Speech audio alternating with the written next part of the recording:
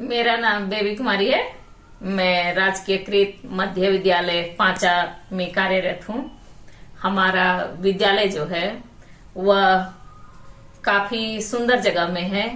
एक तरफ गेतलसूर डैम है और अगर थोड़ी दूर हम 16 किलोमीटर के लगभग में जाते हैं तो हुंडरू फॉल भी है जो काफी प्रसिद्ध है। और यहाँ बहुत सारे दर्शनीय स्थान भी हैं। हमारे विद्यालय में कई पोषक क्षेत्रों के बच्चे आते हैं। हालांकि हमारा विद्यालय भवन काफी जर्जर है, फिर भी हम शिक्षकों का प्रयास रहता है कि हम बच्चों को गुणवत्तापूर्ण शिक्षा दें।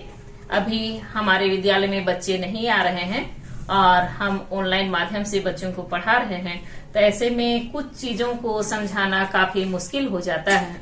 तो हमने एक छोटा सा प्रयास किया है कि जो साधारण टीएलएम है उसकी मदद से बच्चों का जो कॉन्सेप्ट है उसको हम क्लियर कर सकें।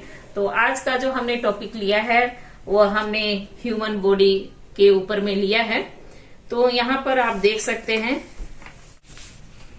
हमारा शरीर का एक मॉडल है जिसमें मुख्य रूप से ये जो 5 सेंस ऑर्गन है, आंख, नाक, कान, त्वचा और जीभ, जिसकी वजह से हम अपने आसपास होने वाली सभी घटनाओं की जानकारी प्राप्त करते हैं। तो जिस प्रकार से एक मशीन को चलाने के लिए उसमें बहुत सारे कलपुर्जे लगे होते हैं, उसी तरह से हमारे शरीर जो कि एक मशीन की भांति कार्य करता है, उसमें भी बहुत सारे सिस्टम होते हैं और जिसकी वजह से हमारा शरीर अच्छी तरह से काम कर सकता है। तो एक एक करके हम देखेंगे जो मैंने चित्र में बनाया है। यहाँ पर देखेंगे सर्कुलेटरी सिस्टम जो कि परिसंचरण तंत्र कहलाता है और इसमें मुख्य रूप से धमनी, शिराएं और हृदय काम करती हैं। ये जो ब्लू रेखाएं हैं वे शिराओं को दिखाने के लिए है जिसमें कि अशुद्ध रक्त बहता है, और दूसरी है लाल रंग की रेखाएं जिसमें कि शुद्ध रक्त बहता है। आगे हम लोग देखेंगे मस्कुलर सिस्टम जिसको कि पेशी तंत्र कहा जाता है क्योंकि यह मुख्य रूप से मांसपेशियों से बना होता है। यहाँ पर जो लाइनिंग आपको दिखाई दे रही है, उस लाइनिंग को दिखाने का मकसद मेरा यही है कि इनकी वजह से ये पेशियां जो है वो फैलती और सिकुड़ती हैं और हमारा शरीर गतिशील रहता है। तो जब हमारा पेशी फैलता और सिकुड़ता है तभी हमारे सारे अंग काम करते हैं। तो यहाँ पर आप देख रहे हैं सिर से लेकर के पैर तक पूरे शरीर में मांसपेशियों का एक जाल बिछा होता है। अगर हम त्वचा की बात करें तो ये सबसे लार्जेस्ट ऑर्गन है हमारे शरीर का, यानी सबसे बड़ा अंग है। आगे हम लोग देखते हैं यहाँ पर रिब के, जिसको कि हिंदी में पंजर कहते हैं। ये 11 जोड़ी होती है इनकी संख्या। अगर संख्याओं को हम काउंट करें तो 1 2 3 4 5 6 7 8 9 10 11। तो इस तरह से 11 जोड़ी, यानी 11 इधर और 11 इधर। तो फेफड़ों की संख्या भी 2 होती है जिसको कि हम दायां और बायां कह सकते हैं। जब भी हम सांस लेते हैं तो क्या होता है, ये नासिका से होते हुए श्वास नली में पहुंचता है और श्वास नली से होते हुए ये दोनों फेफड़ों में पहुंचता है। तो जब हम सांस लेते हैं तो फेफड़ों का क्षेत्रफल बढ़ जाता है और ये जो फेफड़ा है और आमाशय है उसके बीच में जो खाली जगह है डायाफ्राम। तो जब डायाफ्राम ऊपर की ओर गति करती है तब जो गैस है वह गैस क्या होता है, नासिका से बाहर निकलता है और छोड़ी गई हवा में मुख्य रूप से कार्बन डाइऑक्साइड गैस होता है। आगे हम लोग देख रहे हैं ये फेफड़े का जो आंतरिक भाग है, इसमें ब्लड किस तरह से सप्लाई होता है, यानी इसमें भी ब्लड सर्कुलेटरी सिस्टम होता है। रक्त की धमनियां और शिराएं यहाँ भी मौजूद होती हैं। ऊपर में जो लाइनिंग दिख रहा है ये ट्रकिया का भाग है। आगे यहाँ पर हम देखेंगे ये है हमारा पाचन तंत्र। हमारा भोजन का जो पाचन शुरू होता है वह मुंह से शुरू होता है और जाकर के आंत में समाप्त हो जाता है। पाचन तंत्र की अगर हम बात करते हैं तो मुख्य रूप से जो अंग है वह है मुंह, फिर है ये ग्रास नली, ये जो ब्राउन कलर का दिख रहा है भूरे रंग का ये है यकृत, फिर अमाशय, अग्नाशय, ये जो ऑरेंज कलर का पत्ती जैसा दिख रहा है वो बड़ी आंत और अमाशय के बीच में स्थित होता है। तो ये है अग्नाशय, फिर ये है बड़ी आंत और ये है छोटी आंत। तो आगे जब हम एक एक सिस्टम के बारे में क्लास में चर्चा करेंगे तो हम डिटेल से इसके बारे में स्टडी करेंगे।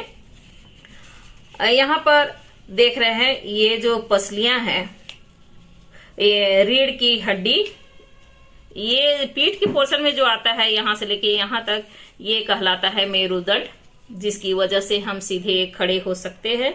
और ये जो है वह कमर का भाग बनाता है।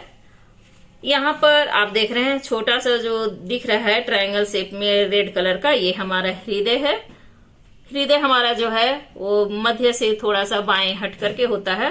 और आदमी चाहे कितना भी बड़ा हो, हमारे दिल का आकार जो है एक मुट्ठी के बराबर होता है। इस तरह से अगर आप अंगूठी को अंदर की ओर करते हैं, अंगूठे को, और मुट्ठी बंद करते हैं जोर से, तो जितना बड़ा आपका मुट्ठी बनता है बाएं हाथ से बनाने का है इस तरह से, उतना ही बड़ा हमारे दिल का आकार होता है।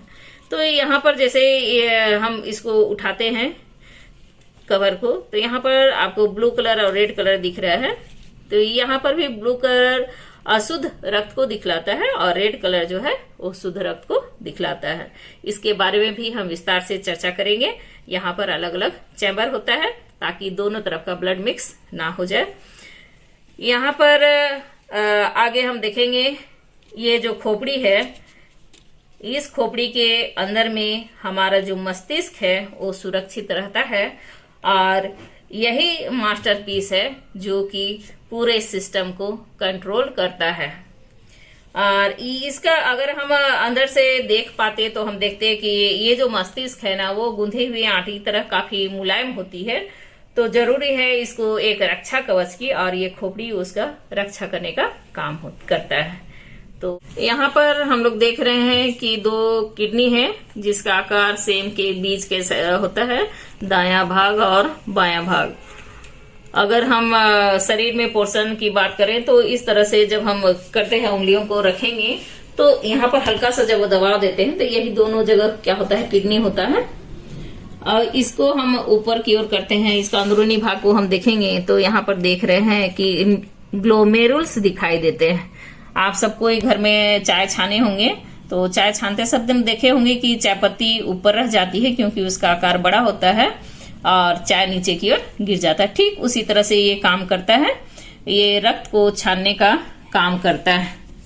और जब यही छानने की प्रक्रिया धीमी हो जाती है या बंद हो जाती है तो हम कहते हैं कि किडनी खराब हो गया और व्यक्ति को डायलिसिस की आवश्यकता पड़ती है। तो यहाँ पर 2 किडनी है, दोनों से मूत्र नली आगे की ओर जाता है और मूत्राशय में मूत्र जमा होता है। और जब ये थैली भर जाती है, जो यहाँ पर देख रहे हैं थैली जैसी रचना है, और जब ये थैली भर जाती है तो नीचे की ओर दबाव महसूस होता है और मूत्र त्याग होता है। यहाँ पर ये जो चौड़ा पोर्शन है ना, ये कमर के अंदरूनी भाग, जैसे कि हम लोग देखे आंत है हमारी, तो वो सब जितने भी सॉफ्ट ऑर्गन है उसको रक्षा करने के लिए ये हड्डियां होती हैं। तो हड्डियों का ही मुख्य काम है कि हमारे शरीर में जो भी कोमल अंग है उनकी रक्षा करना। तो उम्मीद है आप सबको ये सिस्टम के बारे में समझ में आया होगा कि हमारे शरीर में कौन कौन से सिस्टम हैं, और आगे जब एक एक सिस्टम की हम चर्चा करेंगे तब विस्तार से जानेंगे। आज के लिए इतना ही, धन्यवाद।